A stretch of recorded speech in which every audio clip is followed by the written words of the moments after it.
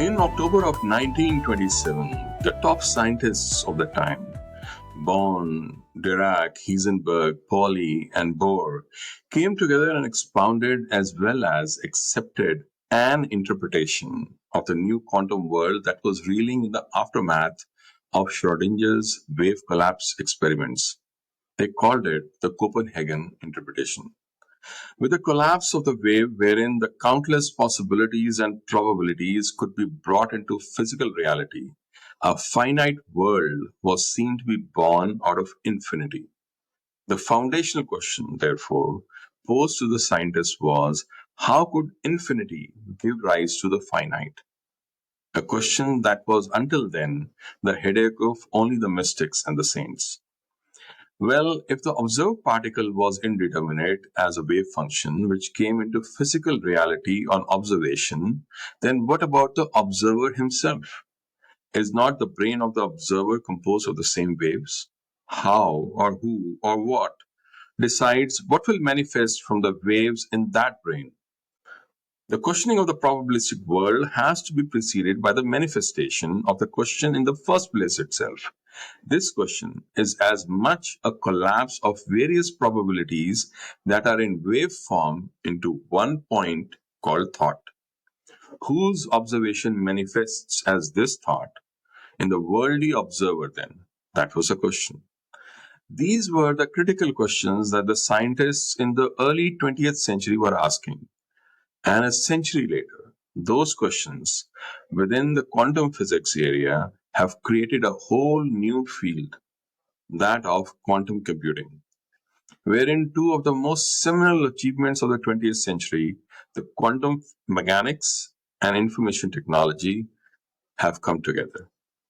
Welcome to the Drishtikone Show, where we go beyond the noise, pierce through the propaganda, and expose the phenomena and actions that others are too afraid to touch or approach. This is not just about politics, you see, it's about rediscovering the truth. And today, we want to look at the tremendous leaps that India has made in quantum encryption field that would ultimately mean the difference between survival and death for entire India. What if I told you a single quantum computer controlled by a hostile power could decrypt the world's banking systems, military secrets, and power grids in minutes? Everything, everything from your bank accounts to a nation's nuclear command could be exposed forever.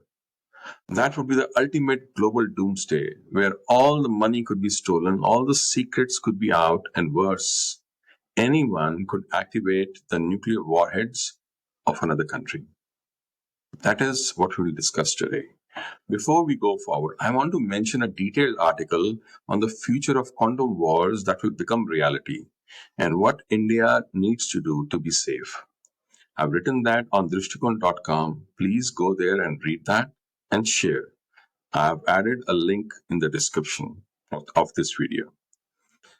The encrypted data being stolen today, right now, is being stored by the adversaries, waiting for the moment the quantum computers become powerful enough to crack them.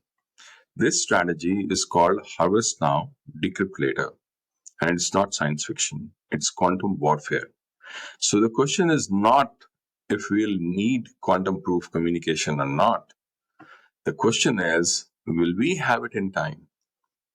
In June 2025, just a few days back, a quiet but seismic shift occurred in India's technological landscape.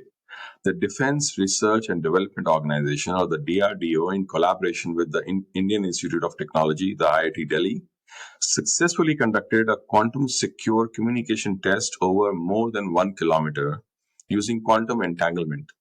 This achievement, rooted in the intricate mechanics of quantum physics, is not merely a scientific curiosity now. It's a foundational milestone with profound ramifications for the national security, digital sovereignty, and India's position in the quantum race. The phrase that you want to remember is the quantum key distribution, or the QKD. The quantum entanglement, once a philosophical oddity in physics, is now the backbone of the next generation cryptography. In the experiment conducted by the DRDO and IIT Delhi, entangled photons were used to establish a quantum key over a 1 kilometer free space optical link. A secure key rate of about 240 bits per second was achieved, and the quantum bit error rate, or the QBER, remained below 7%, which ensured a secure communication channel. Unlike prepare and measure QKD systems, which are the classic ones, which require trusted devices on both ends, entanglement based QKD provides unconditional security, even if the devices are untrusted or partially compromised. Any eavesdropping attempt disrupts the quantum state, alerting both parties immediately. So, this makes it a very highly robust method, and it is suitable for the sensitive defense, diplomatic, and financial communications. And this is a phenomenal achievement. But while a 1 kilometer link demonstrates feasibility, true quantum secure communication networks must scale cities and regions and even continents. So, what should India do? Here is what we think India should be doing in future. In the short term, say in the next 2 years until 2027, India should extend the free space QKD distance to 10 to 20 kilometers across the urban environments using rooftop relays. Test quantum communications across diverse environments, fog, rain, smog, to develop adaptive optics and error correction protocols. And third, integrate with the existing DRDO fiber QKD pilots to create a hybrid networks. Then in the medium term, say until 2030, India should push this further by launching India's first quantum satellite in collaboration with ISRO, developing high precision pointing, acquisition, and tracking the PAT systems for ground satellite links, and establishing ground station networks at strategic defense and research facilities. After 2030, in the long term, India should build an entanglement relay satellite constellation for continuous QKD and form a quantum backbone network linking defense, financial, and infrastructure nodes. And lastly, enable quantum teleportation experiments across vast distances as part of India's entry into the global quantum internet consortia.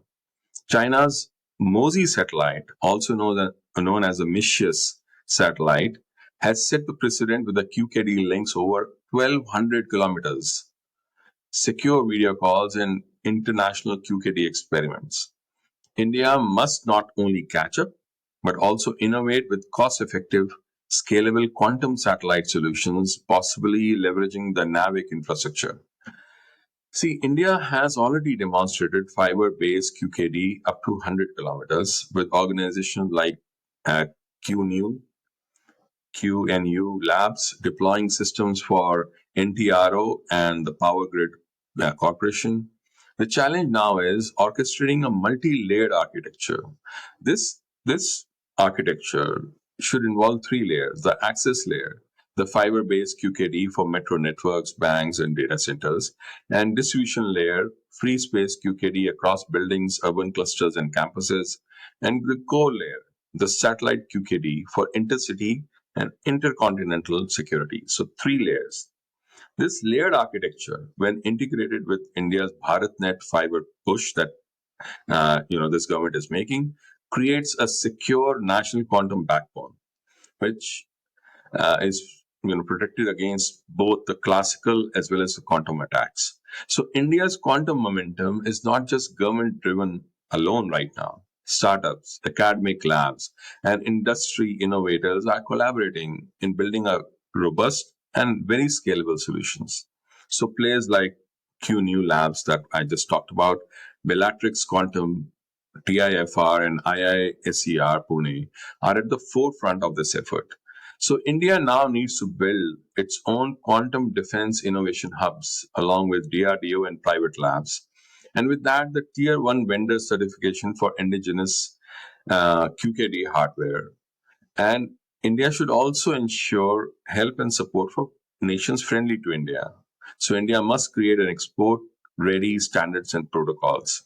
With the successful demonstration of entanglement based free space QKD, India is no longer a passive observer in the global quantum race. It has taken a decisive step towards building a quantum Bharat, a digitally sovereign nation with secure communication capabilities rooted in the most fundamental laws of nature. So you see, this is very, very important. And please read that article because the quantum wars that are coming in future are not just communication based. They are going to be linked on everything, even something as basic as the GPS or the maps. So please read through that article. And if this story helped you understand the geopolitical situation around India and the world better, please subscribe, like, and share. And do click that bell icon, please. And most importantly, tell us in the comments if your enemy could read every military command, bank transfer, or secret negotiations in real time, how long do you think India could survive? Do you think India is doing enough to protect itself from that kind of future? Please do comment below. And until next time, Jai.